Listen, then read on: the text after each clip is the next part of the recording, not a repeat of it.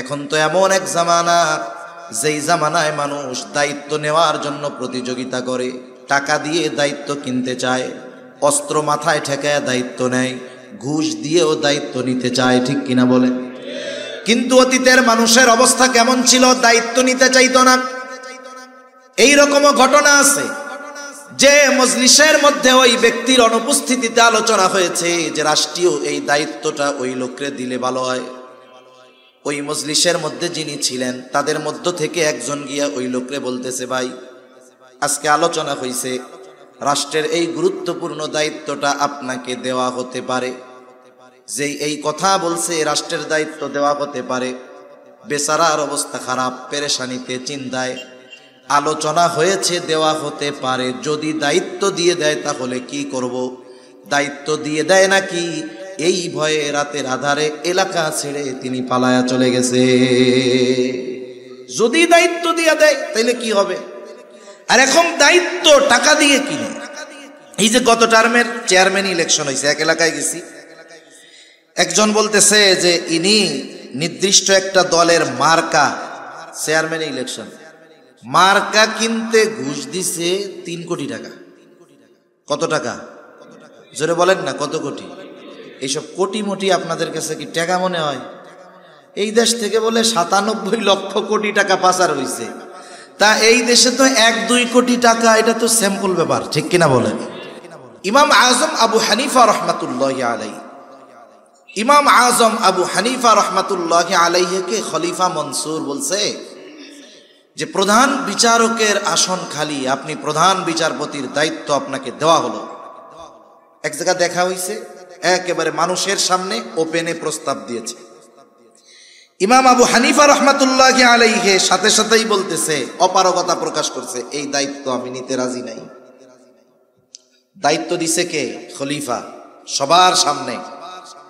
আর উনি সবার সামনেই বলতেছে এ দায়িত্ব আমি নিব না। খলিফার আত্মমর্যাদায় লাগছে, আমি বলছি দায়িত্ব নিতে, আমার মুখের উপরে আমার প্রস্তাব ফিরাইয়া দিল। রাগ উঠে গেছে। কারণ মানুষ চেয়ারে বসলে মানুষের মেজাজের পরিবর্তন হয়।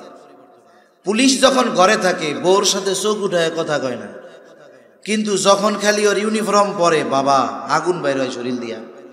ইউনিফর্মের একটা প্রভাব আছে, পোশাকের প্রভাব আছে, পদ পদবীরও প্রভাব আছে। চিন্তা করছে আমি খলিফা, আমার প্রস্তাব ফিরাইয়া দিছে, হাতে সব সময় চাবুক থাকে, লাঠি থাকে। চাবুক দিয়া ইমাম আবু হানিফার গায়ে বাড়ি একটা মেরে দিছে জোরে, রাগে। মোল্লা মানুষ আর কি বলবে, কিছু কয় নাই, গেছে গা, সেও রাজদরবারে চলে গেছে। খলিফা মনসুরের চাচা জানতে পেরেছে মনসুর এই কর্ম করেছে। খলিফা মনসুরকে চাচা বলতেছে, মনসুর কাজটা কিন্তু ভালো করো নাই, ইমাম আবু হানিফার কাছে ক্ষমা চাও, কাজটা ভালো করো নাই। চাবুক দিয়ে আঘাত যখন করেছে তখন ছিল রাগান্বিত অবস্থায়, এখন তো রাগ নাই, এখন ক্ষমা চাইতে যাবে লজ্জা লাগতেছে, কিন্তু চাবুক দিয়া বাড়ি যখন মারছিল তখন ছিল রাগ। এখান থেকে আমাদের জীবনের মূলনীতি গ্রহণ করতে হবে। একটা বিষয় মনে রাখবো, রাগান্বিত অবস্থায় কখনো চূড়ান্ত সিদ্ধান্তে আমরা যাব না। রাগান্বিত অবস্থার সিদ্ধান্ত অধিকাংশ সময় পরবর্তী হায়াত আফসোস করার কারণ হয়। আমাদের গ্রাম অঞ্চলে বেশি হয়, অনেক জায়গায় খোঁজ পাওয়া যায় যে স্বামী স্ত্রী দ্বন্দ্ব কইরা দুইজনের মধ্যে তালাক দেওয়া দেই হয়ে গেছে গা। তুচ্ছ বিষয়কে কেন্দ্র করে বড় ঝগড়া হয়, এক সময় দুজনের মধ্যে বিবাহ বিচ্ছেদ হয়ে যায়। এখন স্বামী 3 তালাক দিয়ে দিছে। শয়তানের এক একটা মিশন আছে, যখন একটু রাগারাগি হবে তখন শয়তান সর্বোচ্চ শক্তি প্রয়োগ করে এই দুইজনরে দিয়া, স্বামীরে দিয়া স্ত্রীর তালাকটা দেওয়ানো যায় কিনা, দুইজনরে প্রচন্ড রাগান্বিত বানায়। মহিলা তালাক চায়, বেটারে শয়তান এসে দে দে, কত বড় সাহস। এইবার 14 গোষ্ঠী ধইরা একসাথে 3 তালাক দিয়া দেয়। তালাক দেওয়া শেষ, পাশের থেকে একজন কয়, চাচা খেলা শেষ, চাচি তো আর আপনার নাই। এইবার শয়তান এক মিশন শেষ কইরা চা বিরতিতে যায়। চা বিরতি বুঝেননি? এইবার নতুন মিশন নিয়ে আসে, এবার হলো মোহাব্বতের খাজানা নিয়ে আসে। স্ত্রীর মধ্যে স্বামীর মহব্বত, স্বামীর মধ্যে স্ত্রীর মহব্বত ঢুকায় দেয়। এত মহব্বত দৌড়ে হুজুরের কাছে চলে আসছে, হুজুর কাজ তো শেষ, কি হয়েছে? আমি তো এই কাজ করে ফেলছি। হুজুর কে তালাক দিছো কেন? হুজুর রাগের ঠেলায় দিছি। কেউ কি খুশি হইয়া তালাক দেয় নাকি? তালাক তো রাগ হইয়াই দেয়, ঠিক কিনা বলেন? এই যে তখন আমাদেরও সমাজের মানুষেরও কিছু করণীয় আছে। গ্রামে স্বামী স্ত্রীর যখন দ্বন্দ্ব হয়, দেখা যায়, আমরা ছোটবেলায় দেখছি তো, কিছু মহিলা পুরুষ তাদেরকে চার দিক ধরে ঘিরে রাখে, বল খেলা দেখার মতো। কিছু কয় না, খালি দেখে গোল হয় কখন। বল খেলা যখন হয় তখন সবার নজর বলের দিকে থাকে। যে যেই দলের লোক, ওই পক্ষের প্লেয়ার যদি গোল দিয়া দেয়, দেখবেন 80 বছরের বুড়া মানুষও এক লাফ দিয়ে 5 হাত উঠা বলে গোল, বলে কি বলে না? এর আগে কিন্তু সব চুপ, একেবারে টান টান উত্তেজনা বিরাজ করতেছে। ওই যে স্বামী স্ত্রীর ঝগড়াও যখন টান টান উত্তেজনা বিরাজ করতেছে, গোল হওয়ার পূর্ব মুহূর্তে সবাই তাকায়, এই বুঝি গোল হয়, মানে এই বুঝি তালাক দেয়। এখন বলেন, এই গোল দেখার আশায় না থেকে মহিলারা যদি মহিলাকে টাইনা ওই পুরুষের চোখের আড়ালে নিয়ে যাইতো, পুরুষরা যদি পুরুষকে ধরে চোখের আড়ালে নিয়ে যাইতো, দুজন যখন দুজনের সামনে থেকে সরত, আশা করা যায় রাগটা কমতো, বিবাহ বিচ্ছেদের মতো ঘটনাটা ঘটতো না। এজন্য এই ধরনের কাজে আমাদেরও কিছু ভূমিকা রাখা দরকার আছে। রাগ আসলে কি করতে হবে? ইসলামের যে দিক নির্দেশনা, দাঁড়ানো থাকলে বসে পড়তে হবে, বসে থাকলে শুয়ে পড়েন, গড়াগড়ি দেন মাটির সাথে, অজু করেন, নামাজে দাঁড়ায় যান, সাথে সাথে আশা করা যায় রাগ ঠান্ডা হয়ে যাবে। তাহলে মূল কথা কি? রাগান্বিত অবস্থায় আমরা কোনো সিদ্ধান্ত নিব না। খলিফা মনসুর রাগান্বিত অবস্থায় চাবুক দিয়া বাড়ি মারছে, এখন তো রাগ নাই, ক্ষমা চাইতে লজ্জা লাগতেছে। আবার কাজটা কেমন হয়ে গেল এই জন্য আত্ম অনুশোচনায় ভুগতেছে। সে নিজে না গিয়া তার একজন বিশ্বস্ত মানুষকে ইমাম আবু হানিফার কাছে পাঠায়া দিল, এক থলে স্বর্ণ মুদ্রার সাথে দিয়া দিছে। বলতেছে, ইমাম আবু হানিফাকে গিয়ে বলবা যে আমি এই আচরণের জন্য লজ্জিত, ব্যথিত, দুঃখিত, এবং আমার পক্ষ থেকে তার কাছে ক্ষমা চায়া নিবা। সাথে সাথে আমার পক্ষ থেকে এই এক থলে স্বর্ণ মুদ্রা তাকে হাদিয়া প্রদান করবা, এবং এটাও বলবা আপনি যদি খলিফার দেওয়া এই হাদিয়া গ্রহণ করেন, তাহলে খলিফা সুনিশ্চিত হবে যে আপনি তাকে ক্ষমা করে দিয়েছেন। এইবার ওই লোক গেছে ইমাম আবু হানিফার কাছে, যে বলতেছে খলিফা লজ্জিত, তার ওই আচরণের জন্য মাফ চাইছে। ইমাম আবু হানিফা রহমাতুল্লাহি আলাইহি নববী গুণে গুণান্বিত, উনি বলছে ঠিক আছে, মাফ করে দিলাম, মাফ করে দিছে। এখন ওই যে শর্ত, এক থলে স্বর্ণ মুদ্রা, বলে এটা হাদিয়া দিছে, আপনি নিলেই তবে উনি নিশ্চিত যে আপনি মাফ করছেন। ইমাম আবু হানিফা হাদিয়া গ্রহণে অস্বীকৃতি জ্ঞাপন করলেন। বাস্তবতা হলো হাদিয়ার নামে অনেক কিছুই আমার আপনার কাছে আসতে পারে, হাদিয়া হলেই সেটা গ্রহণ করা যাবে না। আপনি আমি যদি সুনিশ্চিত হই এই লোকটা চুরি কইরা টাকা পয়সা আইনা আমারে হাদিয়া দিতেছে, মোটা অঙ্ক দেখে হাদিয়া গ্রহণ করা যাবে না।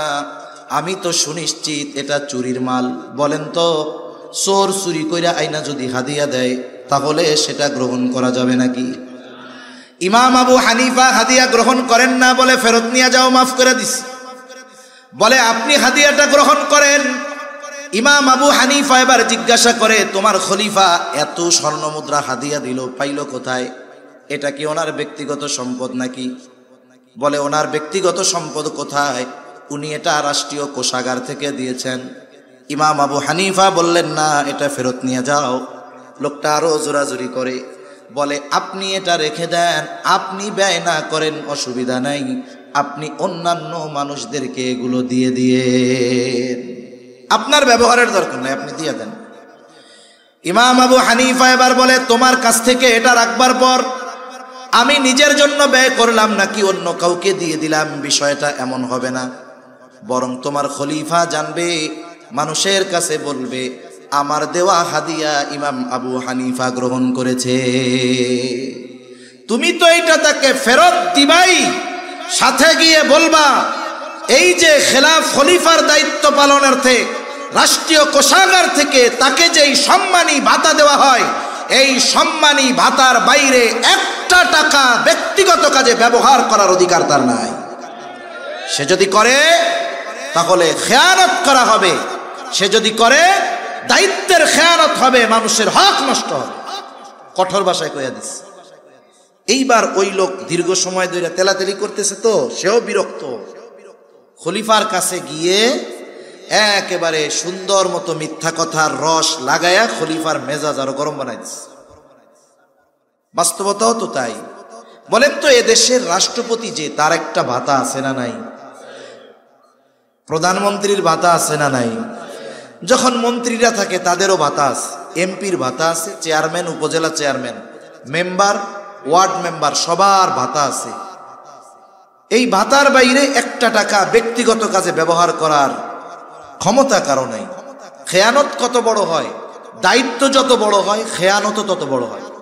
পরিমাণ একই থাকবে, কিন্তু দায়িত্বের চেয়ারের পরিবর্তনের কারণে খেয়ানতের পরিধি সুবিশাল হয়ে যায়। যেমন অনেক সময় বিভিন্ন এলাকায় ওয়ার্ডের জন্য, গরিব মানুষের জন্য গম আসে না?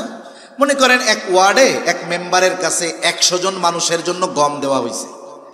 এই গম বন্টন হয় নাই, সব এক জায়গায় স্তূপ করা আছে। বলেন তো, ওই যে গমের প্রতিটা দানার মধ্যে হক কতজনের আছে বলেন তো? কারণ এটা এখনো বন্টন হয় নাই। মেম্বার যদি একটা গম চুরি করে, হক নষ্ট করবে কতজনের? মনে করেন এক ইউনিয়নে 1000 মানুষের গম আসছে, বন্টন হয় নাই। চেয়ারম্যান একটা গম চুরি করছে, বলেন তো কতজনের হক নষ্ট হবে? মনে করেন এক আসনে গম আসছে 10,000 মানুষের জন্য, এমপি সাহেবের অধীনে একটা গমও বন্টন হয় নাই। এমপি সাহেব একটা গম চুরি করছে, কত হাজার মানুষের হক নষ্ট হবে? মনে করেন রাষ্ট্রীয় কোষাগার থেকে একটা টাকা প্রধানমন্ত্রী চুরি করেছে, বলেন তো কতজনের হক নষ্ট হবে? গোটা রাষ্ট্রের সব মানুষের হক নষ্ট হবে। দায়িত্ব শুধু পরিবর্তনের কারণে পরিমাণ ছোট এক, কিন্তু দায়িত্ব বড় হওয়ার কারণে খেয়ানতের পরিধিও বড় হয়ে যায়। এখন যে বলছে, উনিও গিয়ে সুন্দর মতো সাজায়া কুজায়া ইমাম আবু হানিফার নামে বলছে, আপনারে খেয়ানতকারী কইছে, আপনি নাকি এই সেই করেন। খলিফা রাগ হয়ে গেছে, এইবার বাহিনী পাঠায় দিছে, আমাকে এত বড় কথা, আটকায় ফেলো জেলখানায়। ইমাম আবু হানিফাকে জেলখানার মধ্যে আটকিয়ে দেওয়া হলো। ঐতিহাসিকেরা লিখতেছে কত জুলুম, কত অত্যাচার ইমাম আবু হানিফার উপর। চাবুক দিয়ে আঘাত করা হতো, আর বলা হতো প্রধান বিচারকের দায়িত্ব যদি নেওয়া হয় ছেড়ে দেওয়া হবে। ইমাম আবু হানিফা জালেমের চাবুকের আঘাত সহ্য করেছেন, তবুও প্রধান বিচারকের দায়িত্ব নেন নাই। ঐতিহাসিকদের থেকে দুইটা মত পাওয়া যায়। একটা হলো, যখন তাকে তার অবস্থান থেকে জালেমরা নড়াতে পারে নাই, টলাতে পারে নাই, খাবারের সাথে বিষ প্রয়োগ করে শহীদ করে দেওয়া হলো। আর এক বর্ণনায় আসছে, যখন তিনি প্রচন্ড অসুস্থ হয়ে গেছেন, ওনাকে গৃহবন্দী করে ফেলা হলো, বাড়িতে পাঠিয়ে দেওয়া হলো। ওই অবস্থায় ইমাম আবু হানিফা রহমাতুল্লাহি আলাইহি ইন্তেকাল করেন। ওনার শাগরেদ ছাত্ররা জিজ্ঞাসা করতেছে, ওস্তাদ, এই দায়িত্ব গ্রহণ করার জন্য কত জুলুম, কত অত্যাচার আপনার উপর, অথচ ওই সময় যদি প্রধান কাজী, প্রধান বিচারকের দায়িত্ব পালন করার পূর্ণ যোগ্যতা সম্পন্ন ব্যক্তি গোটা দুনিয়ার মধ্যে একজন থাকতো, ওই একজন ব্যক্তি হতেন ইমাম আজম আবু হানিফা। এত জুলুম অত্যাচার সহ্য করেছেন, তবুও আপনি দায়িত্ব নিলেন না, কারণ কি? আবু দাউদের বর্ণনা, নবীজি সাল্লাল্লাহু আলাইহি ওয়াসাল্লাম বলেন, তোমাদের কাউকে যখন কোনো সরকারি বা রাষ্ট্রীয় দায়িত্ব দেওয়া হয়, কেউ যদি ওই দায়িত্বের সুচ পরিমাণ খেয়ানত করে, সুচ পরিমাণ, নবীজি বলেন ওই ব্যক্তি কিয়ামতের দিন খেয়ানতের বোঝা নিয়ে আল্লাহ তাআলার সামনে হাজির হবে। সুচ পরিমাণ খেয়ানত করলে যদি খেয়ানতের বোঝা নিয়ে আল্লাহর সামনে উপস্থিত হতে হয়, ইমাম আবু হানিফা রাহমাতুল্লাহি আলাইহি বলেন, যেই দায়িত্ব আমি নেই নাই, ওই দায়িত্বের ব্যাপারে আল্লাহ তাআলা আমাকে জিজ্ঞাসাও করবেন না। কিন্তু দায়িত্ব নেওয়ার পরে যদি দায়িত্বের কোনো ত্রুটি হয়ে যায়, কিয়ামতের দিন আল্লাহ তাআলার সামনে আমাকে জবাবদিহিতার কাঠগড়ায় দাঁড়ানো লাগবে। এই ভয়ে ইমাম আবু হানিফা চাবুকের আঘাত সহ্য করেছেন, তবুও দায়িত্ব নেন নাই। কিন্তু আমরা এখন দায়িত্ব নেওয়ার প্রতিযোগিতা করি। দায়িত্ব সরকারি হোক বেসরকারি হোক, বড় হোক আর ছোট হোক, প্রত্যেকটা দায়িত্ব আমাদের উপরে আমানত। কেউ যদি ওই দায়িত্বের অবহেলা করে ইচ্ছাকৃতভাবে এবং ওই দায়িত্বের বিপরীতে তার জন্য যদি কোনো সম্মানী বা পারিশ্রমিক থাকে, দায়িত্বে অবহেলা করে যদি পারিশ্রমিক পরিপূর্ণ গ্রহণ করে, নিঃসন্দেহে সে খেয়ানতকারীদের অন্তর্ভুক্ত। এজন্য দায়িত্ব আমানত। 4 নাম্বার, সময়ও কিন্তু আমানত হয়। আপনি অফিসে চাকরি করেন, 8টা থেকে বিকাল 4টা ডিউটি, 1 ঘন্টা নামাজ খাওয়ার বিরতি, বাকি 7 ঘন্টা সময় কিন্তু আমার আপনার না, এটা আমার আপনার কাছে আমানত। ইচ্ছাকৃতভাবে এই সময়গুলো নিজের কাজে ব্যয় করার কোনো সুযোগ নাই। যদি কেউ ইচ্ছাকৃতভাবে করে, নিঃসন্দেহে সে সময়ের খেয়ানতকারী হবে। মাজহার নানুতুবি রহমাতুল্লাহি আলাইহি, যার নামে মাজাহিরুল উলুম সাহারানপুর মাদ্রাসা, এই মাজহার নানুতুবি রহমাতুল্লাহি আলাইহি এক মাদ্রাসায় খেদমত করতেন। মাস শেষে সময় হিসাব করে তিনি ওজিফা গ্রহণ করতেন। একদিন ক্লাসের সময়ে এক ব্যক্তির সাথে কিছু সময় উনি ওনার ব্যক্তিগত আলাপ আলোচনা করেছেন। ডায়েরির মধ্যে লিখে রাখছে, নোটের মধ্যে, অমুক দিন অমুক ক্লাসে এই কয় মিনিট আমি আমার নিজের কাজে ব্যয় করছি। 1000 বছর আগের মানুষের কথা বলতেছি না, নিকট অতীতের মানুষ। এইবার ওনাকে অফিস থেকে ওজিফা দেওয়া হলো, উনি সময় হিসাব করে ওই পরিমাণ সময়ের টাকা অফিসে ফেরত দিয়ে দিলেন। জিজ্ঞাসা করা হয়, হযরত এটা কি বেশি গেছে নাকি? বলে না, বেশি যায় নাই, তবে ফেরত দেওয়ার কারণ কি? তিনি বলতেছেন, অমুক দিন অমুক ক্লাসে এই কয় মিনিট সময় আমি আমার নিজের কাজে ব্যয় করেছিলাম। যেই সময়টা আমি নিজের কাজে ব্যয় করেছি, ওই সময়ের বিপরীতে যেই ওজিফা, সেটা আমার জন্য গ্রহণ করা উচিত হবে না। এজন্য সময়ের আমানত আমরা হেফাজত করব। তারপরে এই জান আল্লাহ তাআলার পক্ষ থেকে আমানত, মাল সম্পদ আমানত। জান মাল আল্লাহ তাআলার সাথে আমাদের কেনা বেচা হয়ে গেছে। মূল মালিক কিন্তু আমরা না, জানমালের মালিক কে? জোরে বলেন না কে? আমরা কিসের মালিক? জান্নাতের মালিক। কিসের মালিক? জান্নাতের মালিক। আল্লাহ তাআলা বলেন, ইন্নাল্লাহা আশতারা মিনাল মুমিনিনা আনফুসাহুম ওয়া আমওয়ালাহুম বিআন্না লাহুমুল জান্নাহ। আল্লাহ তাআলা বলেন, নিশ্চয়ই তিনি মুমিনের জান এবং মালকে জান্নাতের বিনিময়ে কিনে নিয়েছেন। তার মানে কেনা বেচা হয়ে গেছে। জানমালের মালিক আল্লাহ, আমরা হইলাম জান্নাতের মালিক। কেনা বেচা হয়ে গেছে। আমার জান্নাত আল্লাহ তাআলার কাছে, আল্লাহর জানমাল আমার আপনার কাছে। এখন এইটা আমার আপনার কাছে আমানত। আমানতের জিনিস দ্বারা উপকার হাসিল করা যায় না। কেউ যদি 500 টাকার একটা ছেঁড়া নোট আমার আপনার কাছে দিয়া বলে, হুজুর এইটা আমানত, আপনি যদি চিন্তা করেন, এর বাজারে ভালো মাছ উঠছে, টাকা তো আর নাই, এই 500 টাকা ছাড়া এই টাকাটা দিয়ে মাছটা কিনে নিয়ে যাই, বাড়ির থেকে আরেকটা 500 টাকার নোট তাকে দিয়া দিব, হবে না। কারণ যেই বস্তুটা আমানত রাখবে, আমানতটা হুবহু ওই বস্তুটাকেই রাখতে হবে, ওইটাকেই সংরক্ষণ করতে হবে। এখানে টাকার পরিমাণটা আমানত না, বরং ওই নোটটাও আমানত। এখন জানমাল ব্যবহারের মূলত অনুমতি নাই, আমানত যেহেতু। তবে আল্লাহ তাআলা দয়া করে এটা আমাদের ব্যবহারের অনুমতি দিয়েছেন, এই জন্য এটা আমাদের জন্য একটা নেয়ামত। তবে ব্যবহারের একটা পরিধি আল্লাহ তাআলা দিয়ে দিয়েছেন। এই জানমাল এই পরিধির বাইরে ব্যয় করা যাবে না। জান বলতে কি? আমার শ্রম, মেধা, বুদ্ধি, পরিশ্রম, এগুলো জান। এখন আমি আপনি আমার আপনার জানের দ্বারা জান ব্যয় করে, শ্রম ব্যয় করে, মেধা ব্যয় করে ভালো কাজ করি, দ্বীনি কাজ করি, মানব কল্যাণে কাজ করি, কোনো অসুবিধা নেই। প্রয়োজনে দ্বীনের জন্য জীবন উৎসর্গ করে দেওয়া, এটা তো আরো ভালো। সম্পদ মাল ব্যয় করেন, ভালো খাইতে মন চায় খাই, পড়তে মন চায় পড়ি, অসুবিধা নেই। এমনকি নবীজি জানিয়ে দেন, পরিবারের জন্য যেটা ব্যয় করা হয় ওটাও সাদাকা। তবে অপচয় অপব্যয় করা যাবে না। যদি অমুসলিমেরও যদি সহযোগিতার দরকার হয়, আপনি মাল থেকে অমুসলিমকে টাকা দেন চিকিৎসার জন্য, খাবার কেনার জন্য, পোশাক কেনার জন্য, অসুবিধা নেই। কিন্তু ওই মাল থেকে একটা টাকাও এমন কাজে ব্যয় করা যাবে না যেই কাজটা অন্যায়। যদি কেউ করে তাহলে সে জানমালের খেয়ানতকারী বলে সাব্যস্ত হবে। শরীয়তের বিধিবিধান আমাদের উপরে আমানত।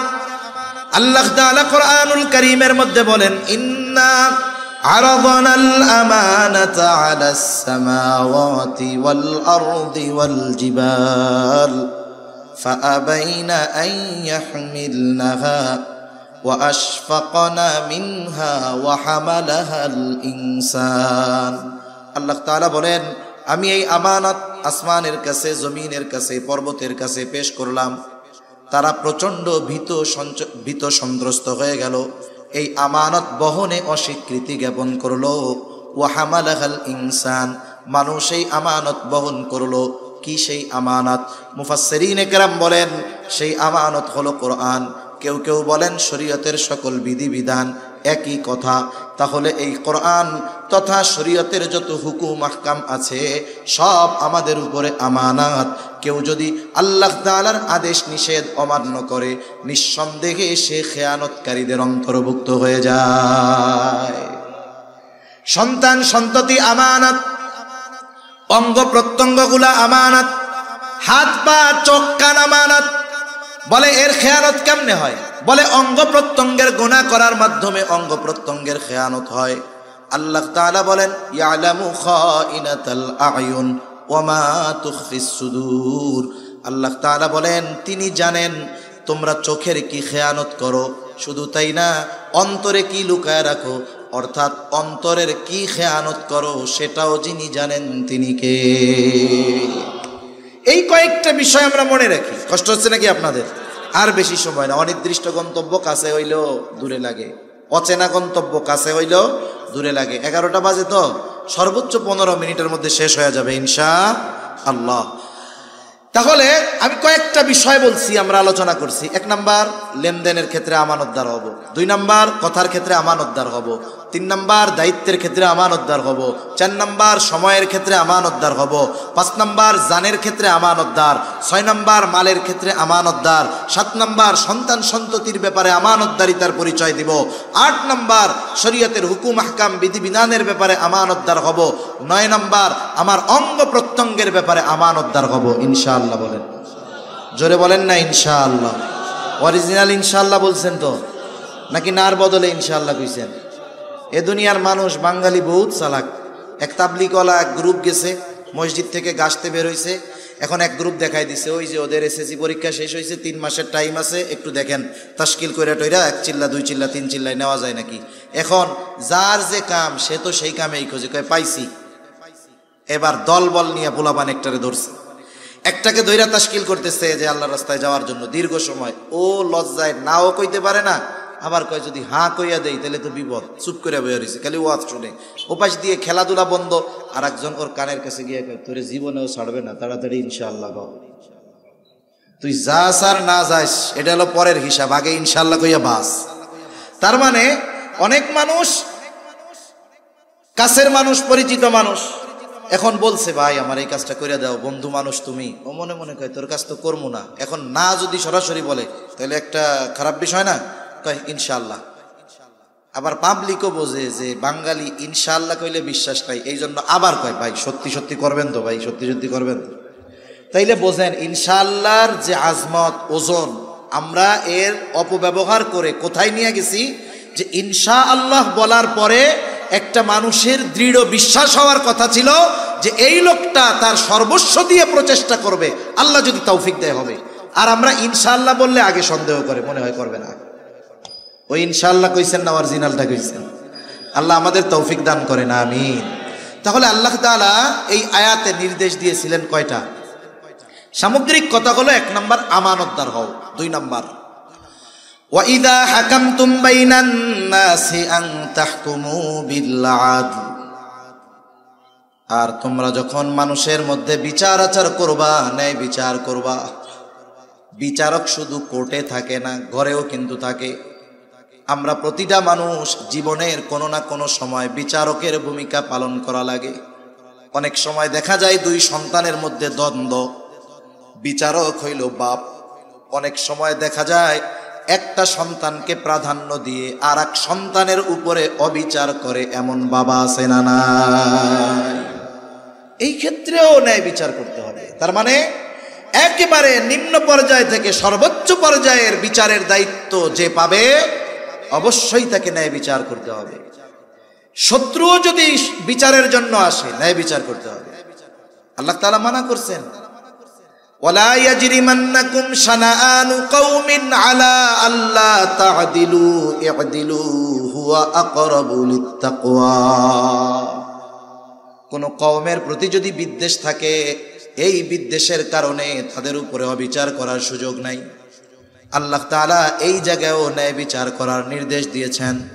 তার মানে আমি আপনি যখন বিচারকের ভূমিকায় থাকব, সেটা হোক আদালতের, সেটা হোক পরিবারের, সেটা হোক সমাজের, প্রত্যেক জায়গায় আমাকে আপনাকে ন্যায় বিচার করতে হবে। আফসোসের বিষয় হলো আমরা আমানতদার শাসক চাই, কিন্তু আমাদের মধ্যে আমানতদারিতার গুণ নাই। আমরা ন্যায়পরায়ণ শাসক চাই, আমাদের মধ্যে অন্যায়ের অভাব নেই। তাইলে আমরা যেমন শাসক তো তেমন হবে। এজন্য আমরা যদি আমাদের মধ্যে পরিবর্তন না আনি, কি হবে? বলে শাসকের চেয়ারে চেহারার পরিবর্তন হবে, মাগার চরিত্রের পরিবর্তন হবে না। এজন্য নিজেদের পরিবর্তন আগে আনতে হবে। একটা দুইটা দৃষ্টান্ত আপনাদের খেদমতে পেশ করে আলোচনা শেষ করে দিব। প্রথমত, ন্যায় বিচার করার এবং ন্যায় বিচার মানার উভয়টার মন মানসিকতা আমাদের থাকতে হবে। আমি যত পাওয়ারফুল হই না কেন, ন্যায় বিচার আমার বিপক্ষে গেলে আমাকে মেনে নেওয়ার জন্য প্রস্তুত থাকতে হবে।